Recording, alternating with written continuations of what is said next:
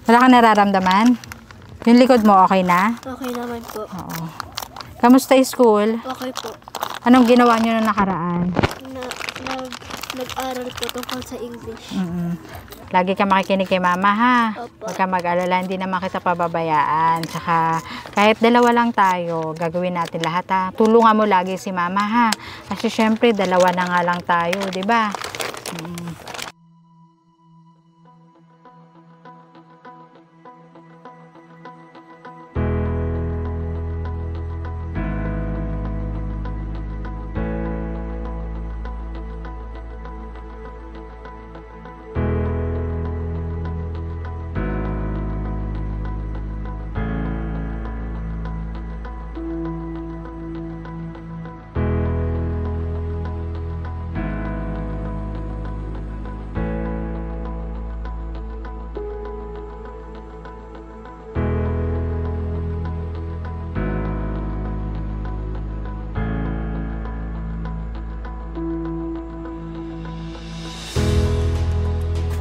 Tao po.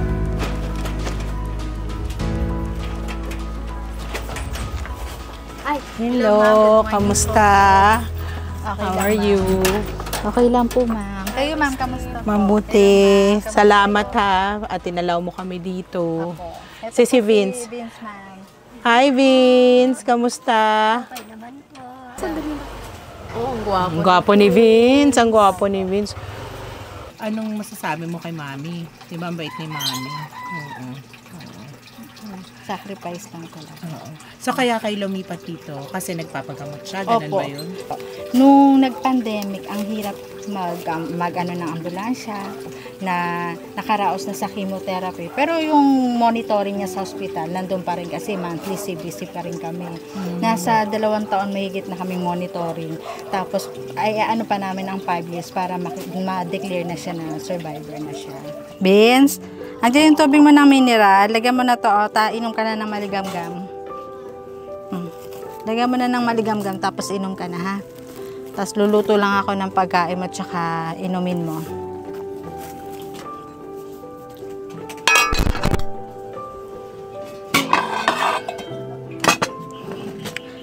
Inom ka maligamgam, be ha.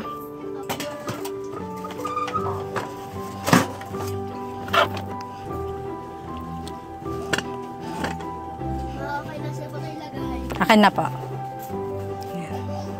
Diyan ka muna ha. Asikasuhin mo muna yun dyan sa harap. Ako yung mag-asikaso lang dito ng pagkain mo. Ano po yun, ate? Ano nga po nito? Yung candy na to, yung Cream stick po. stick.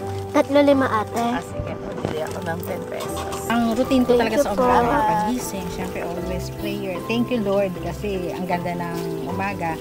Tapos yan, luto na ng pagkain niya, display ng paninda. Tapos minsan ma'am, nautusan ko yan. Lumalabas siyang papuntang palengke. Kasi gusto ko siya maging lumaki independent.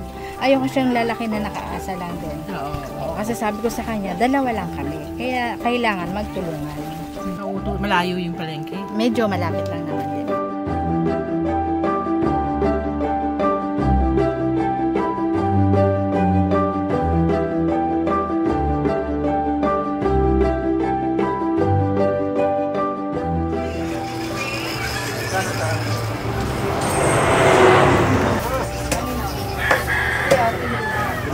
Pabili nga po ko yung malunggay, talbos sa luyot, tas dalawang kamatis.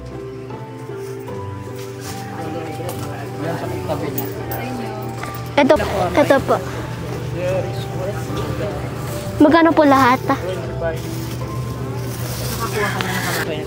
75 po. Very good. Tapos hanggang sa nakilala ko si Sis Jo. Siya talaga yung nag-ano sa amin sa Adonais. Siya ang, Tapos natulungan kayo. opo, tuloy-tuloy yung hanggang sa financial. Lalo na emotional and prayers. Kasi yung time na yun talaga parang lukmong-lukmo ako eh.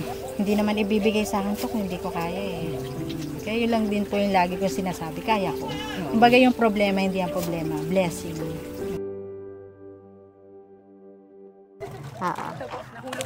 Sige po.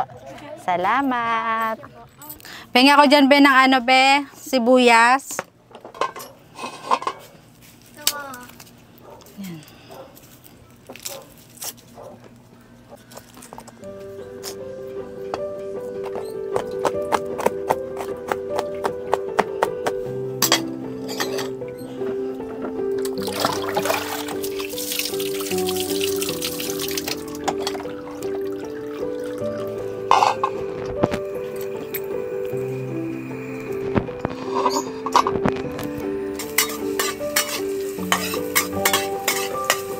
Naalala ko po, mayroon siyang procedure.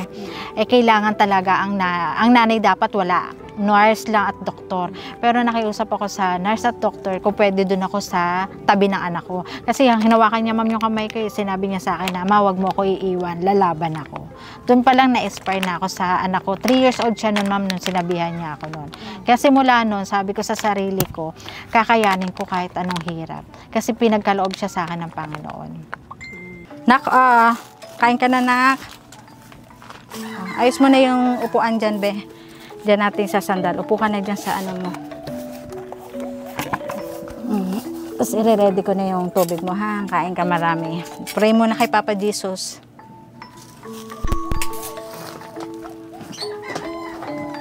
Tapos yung dinala ko po sa unang hospital, ang sabi po sa amin, dengue. Kaya lang nung time na i-admit, wala silang available na room.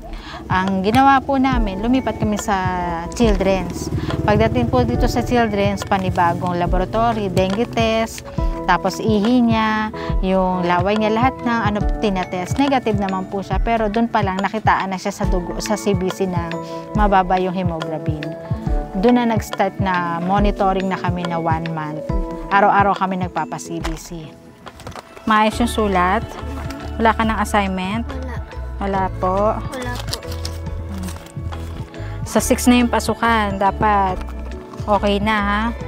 Wala na tayong gagawin kasi malapit na yung pasukan ulit. Tapos sama-sama mo lahat ng mga lapis para hindi nagkakalat sa bag, ha? May bataya. Walang tatang. Wala. May bataya. Walang tatang. Walang tatang.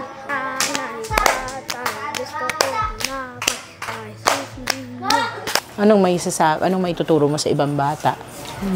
Na maging mabuti at mabait po. Mabuti at mabait. Saan mo natutunan yung pagiging mabuti at mabait mo? Kay mama po.